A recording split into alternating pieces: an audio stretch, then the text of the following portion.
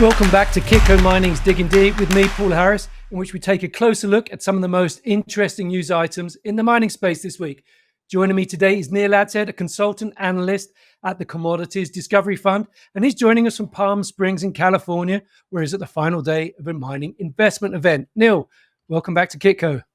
Thanks, Paul. Great to be here. Thank you. Now, please note, Digging Deep is not investment advice, and the opinions expressed here are our own and not Kitco's. Neil, before we get going, what's the vibe like at the conference, and what have you learned that you didn't know before? No, the vibe's pretty good. Yeah, it's a conference put on by Canaccord.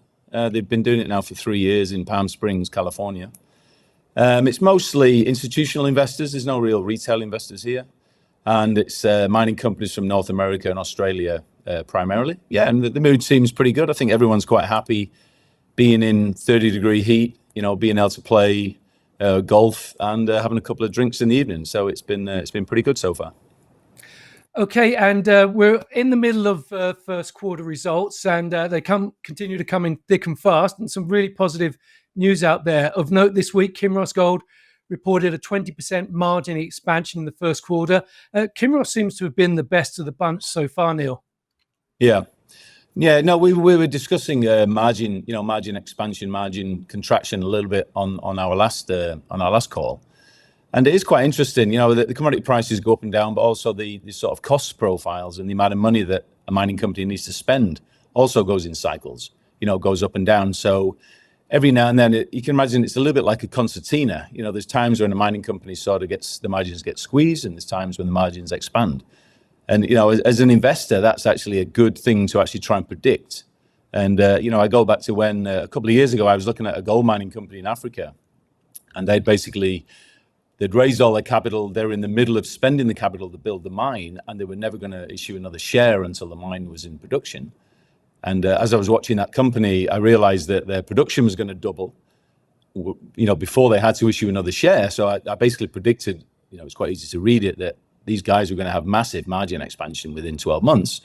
So, it was a good opportunity to buy the shares ahead of that. So watching this margin expansion, margin compression, if you can predict it, is a great way to get ahead of ideally a share price rise. I want to ask you something that comes up a lot, particularly for the miners with higher costs. People say miners with higher costs have greater leverage to a rising gold price. What does that actually mean? Well, it means that, let's say $2,000 an ounce, a particular mining company is making, a 20% margin. Maybe they're making, $200. If all of a sudden the gold price goes up 10% to $2,200, all of a sudden their margin actually doubles. So the argument is it's basically like a percentage game. So if you've got quite low margins and then as the metal price increases, the percentage increase of your margin increases, significantly greater than the percentage increase of the metal price. So during a true bull market, when the metal prices are rising, quite often you'll see the relatively low margin gold producers will tend to outperform from a share price point of view. Okay, let's move on to some of the news this week. In gold, US Gold announced that it got its environmental permit for the CK project in Wyoming in the USA. Its PFS there is for a 20,000 ton per day operation to produce about 110,000 ounces per year of gold at an all-in sustaining cost of $800 per ounce for 10 years. That was a 2021 PFS, so those costs may be a little bit out of date. $220 million initial capex. It now needs its air permit. Neil, people think it's impossible to permit in the USA, but it really depends if you're on private or federal land. As an investor, is that one of the first things you look at when contemplating a project in the US? Yeah, in the United States, it's very important. There's, quite often when you evaluate a company in the world, obviously you want to know where their mineral tenements are, which is obviously very important. Now, secondly, in the US, you always want to know who owns the surface rights. What are the status of the surface rights of the land. And in the United States, especially in the Western United States, that's very complicated due to the settlement history of the US. You can have private land, you can have federal land, you can have state land, and even in the federal land, you can have Forest Service land, you can have Bureau of Land Management land. So it's actually quite complicated. So it's very important to understand and ask a company for a map of their surface rights, because the more private land they've got, it's relatively easier to permit. So that's something I always look out for. And the way the Americans describe private land, they often call it patented land. Okay, and that's going to be a key thing in some of the copper plays in the Western US that are sort of advancing and coming towards permitting and all of that lovely stuff. Yeah, definitely. Okay, while we're on the subject of copper, Osisko Metals announced an updated resource at its Copper Mountain project in Quebec in Canada this week. The open pit indicated resource is now 495 million tonnes, grading 0.37% copper equivalent. It now contains 3.25 billion pounds of copper, 180 million pounds of molybdenum, and 28 million ounces of silver. Also in the copper space this week, BHP announced an exploration alliance with Ivanhoe Electric to explore for copper and critical minerals in the southwest USA. It will contribute 15 million of capital over an initial 3-year period. Ivanhoe Electric will contribute its Typhoon system. AngloGold Ashanti has a not dissimilar agreement with Inflection Resources for the exploration of copper in New South Wales in Australia. Neil, there's an absence of projects in the copper pipeline, and as the copper market swings to deficit, is there a case to be made that the majors have not been exploring enough, and now they're perhaps trying to play catch up by putting money into some of the into juniors? Yeah, I mean that's one way to interpret what's going on in the copper sector. I think if you look at the majors' budget, I think that quite a lot of them have been spending a lot of money, but maybe not really having the the return, the actual success they hope for. But you can also look at the global pipeline of copper resources. There is a fair amount of undeveloped copper out there. It's probably the high-hanging fruit, if that's the phrase you can use. It's the stuff that's more difficult to bring into production. The relatively easy projects do get developed relatively easily, and there's lots of challenges to a lot of the copper that's known in the world today. Geopolitical risks, capex risks, access to, say, water in Chile or power in other parts of the world, and just community opposition. The first quantum example in Panama, that's Cobre Panama will produce 1% of the world's copper. They spent $10 billion building it, got all the permits, spent years and years and years, invested all that copper, all the capital, and then, very soon afterwards, there was a dispute with the government, the mine's closed, and that's going to make a lot of these major mining companies with development projects sort of, think long and hard whether they're going to invest the 5 to 10 billion that's required to bring one of these mega copper mines of the future into production. Well, Panama's just elected a new president, President Molina, and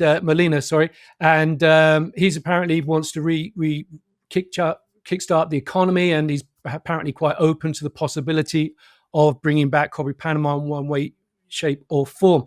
I think one thing interesting about this BHP announcement and what AngloGold Ashanti is doing is that one's in the USA, one's in Australia. They're both in looking at historically important copper producing districts, but they're also, let's say, first world, or what some people call tier one countries, and presumably they're looking at not getting embroiled in some of the things that have happened in Latin American countries or elsewhere in the emerging markets. Yeah, no, it's quite interesting looking at the BHP Anglo transaction. All the analysts are saying, and probably maybe in BHP will admit, that is primarily driven by BHP trying to increase their copper production. And then it was interesting, there was an interview with Mark Bristow of Barrick this week, and Mark came out and said that, well, M&A is great, but M&A is not going to increase the global copper supply.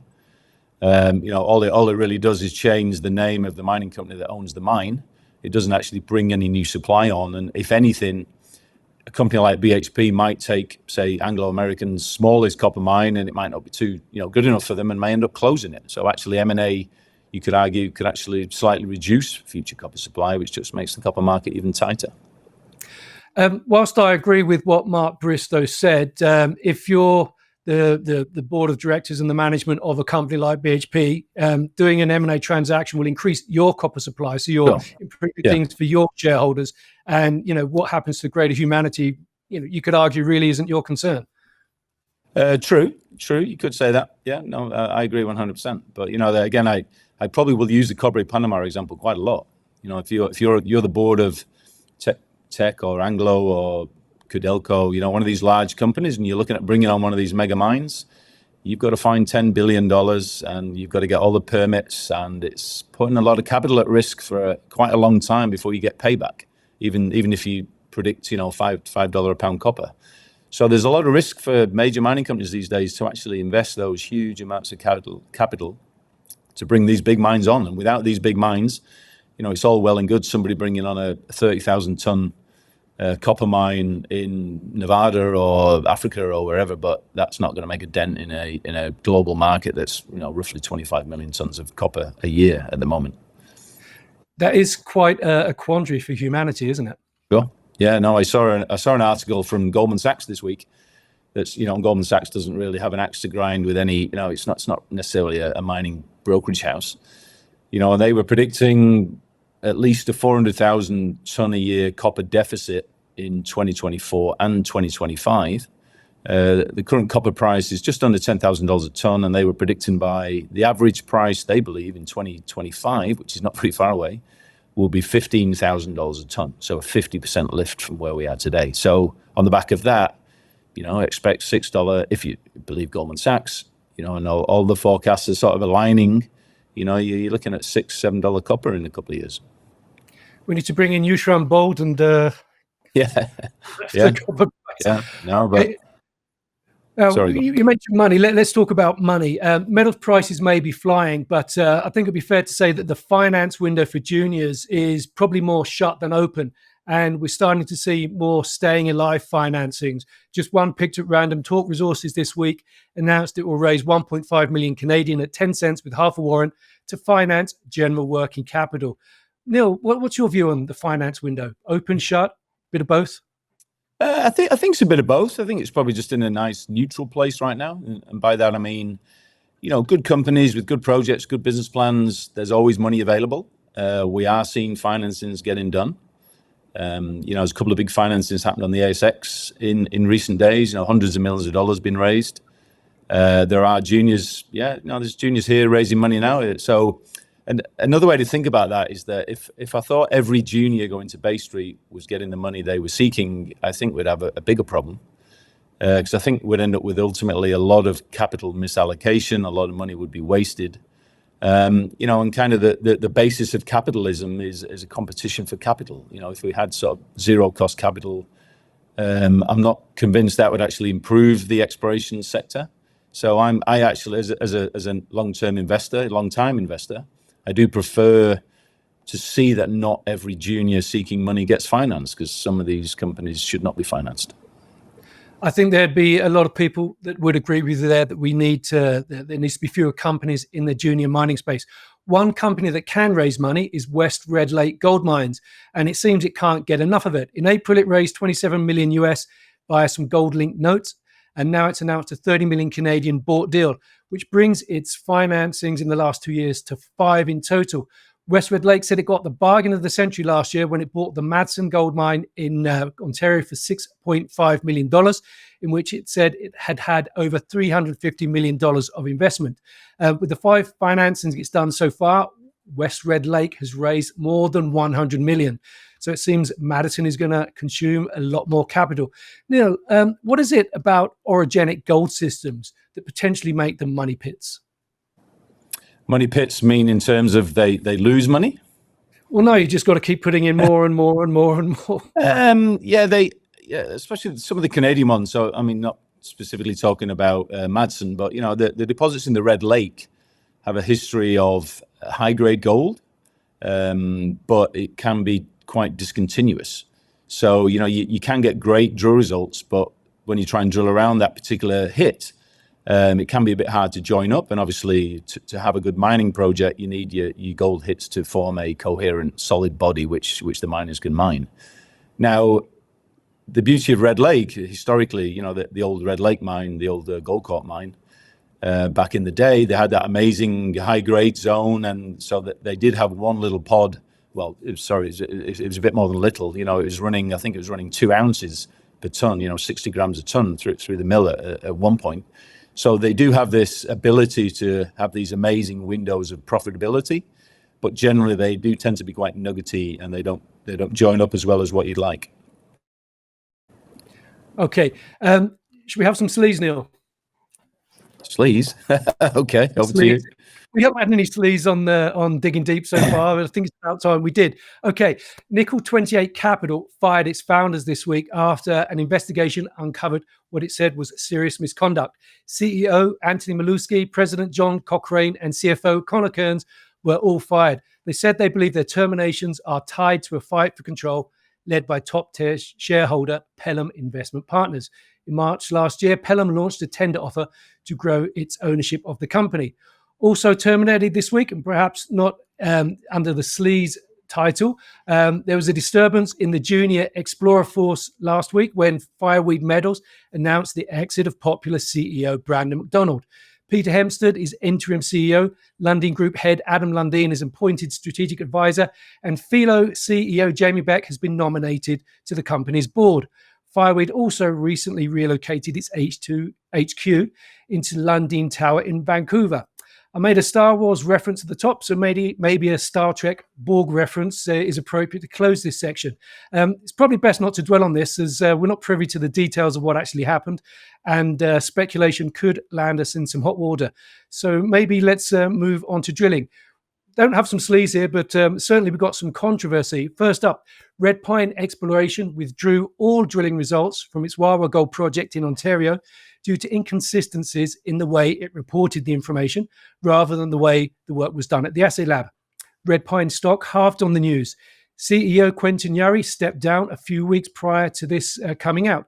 Neil, it sounds like there's a bit of an S show at Red Pine. Why is chain of custody and accurate reporting of drill results so important? Well, I mean, there are two sort of topics there. You know, the chain of custody basically means, you know, a company's drilling holes, basically the drill core comes out of the ground, you know, then they sample it, and you have to make sure that chain of custody, as they say, as in you keep the company keeps control of that sample all the way from the drill core to the assay lab. So that's really what they mean by the chain of custody. You have to put processes in place so that those samples can never be tampered with by anybody outside the company, as we've seen with other companies in the past. And, you know, the famous one was Bre-X in the late 1990s. Now, obviously, accuracy of reporting is crucial. So those samples go to the lab, the assay certificates come back to the company. You've got to ensure that those assays, and today it's primarily digital. It's not somebody tapping the numbers in on a computer. You know, you've got to make sure those assays are kept correctly in a database and they're reported correctly to the market, which actually brings me on to a little pet peeve of mine. You know, as a long-term investor, you know, we've given millions of dollars to exploration companies, mining companies. You know, those companies then assay the samples that we've paid for, but then they selectively disclose which assays they report to the market. So I would like to see every junior mining company that, say, drilled 10 holes, you know, and got 1,000 samples. I'd like to see the assays for those 1,000 samples, including the 900 samples that have zeros in them, or, you know, very low levels of material, rather than just focusing on the high-grade hits. So that's, you know, that's something I'd like to see change on the TSX. I've approached the TSX a few times. I've various other people, but so far the regulators have not forced companies to publish all the assays which are paid for essentially by shareholders. Is that, Neil, because you learn something from the misses as well as the hits, and particularly, you know, you're a geologist, so yeah, you know there can still be useful information in those, even though you don't have a standout hit. Yeah, definitely. You know, and a very good example is copper. You know, we were talking about copper before. When you sell a copper concentrate, obviously you get paid for the units of copper in that concentrate, but you may also be forced to pay a penalty for some negative elements in the concentrate, such as fluorine or arsenic or uranium or mercury. So I would like to see those penalty elements actually reported in the assay. So when, you know, a junior is promoting they've drilled 2 meters at 10% copper, but there's 1% arsenic in that interval, I'd like to actually know that, because that's quite relevant to what the real value of that drill interval is. Okay, thank you, Neil. Now, let's close with a drill hit that stood out this week. Neil, you first. A drill hit that stood out this week? Ooh, good question. you caught me there. I haven't got one for you. Lack of preparation. Okay, well, let me go. My hit is Patriot Battery Metals. Reported 34.4 meters, grading 2.9% Li2O at CV13. Its new spodumene pegmatite discovery at Corvette in Quebec. This company got a nice 15% bump to its share price. Corvette is a beast. This is a new discovery, and it looks like it's getting better and better. And finally, I think there's been a couple of big copper hits this week in the last couple of days, coming thick and fast from San Juan in Argentina, where Aldebaran Resources hit 1,018.6 meters of 0.6% copper equivalent Altar, and NGX Resources hit 429.4 meters at 2.31% copper equivalent nearby, well, not too far away at Lunahuasi. San Juan really looks like it's turning into a very high prospective district for future copper development projects. For sure. Yeah, no, there's lots and lots of copper up there. But as with any Chilean story like that, ultimately you've got to be able to get the infrastructure up there to build the mine too, and those are going to be multi-billion-dollar mines. But the big boys of the world that we've seen BHP invest into that area, and obviously you've got the Lundin Group there, which has been very successful. So yeah, we're optimistic that we're going to see a lot of new copper from the high Andes on the Chile and Argentinian border. And McEwen Mining, which owns McEwen Copper, put out a news release this week with their first quarter results, in which Rob McEwen said he recently went to visit the project in Argentina. He met with President Javier Milei, and he reported that Milei is very keen to kickstart the economy, and mining figures greatly in his plans. So potentially very positive there for the mining sector in Argentina. Sure. No, that's true. And I'm actually visiting Argentina next month. To understand a little bit more about the opportunities in the country now that the political environment's improved. Okay, well, hopefully we can talk a bit more about that, Neil, next time we have you on Digging Deep. Sounds great. Thanks very much. Brilliant. Well, I really appreciate you making time for us today and getting up so early to record this. Thanks very much, Neil. No worries. Thanks, Paul. And until next time, farewell. And I'm Paul Harris, and this is Kitco Mining.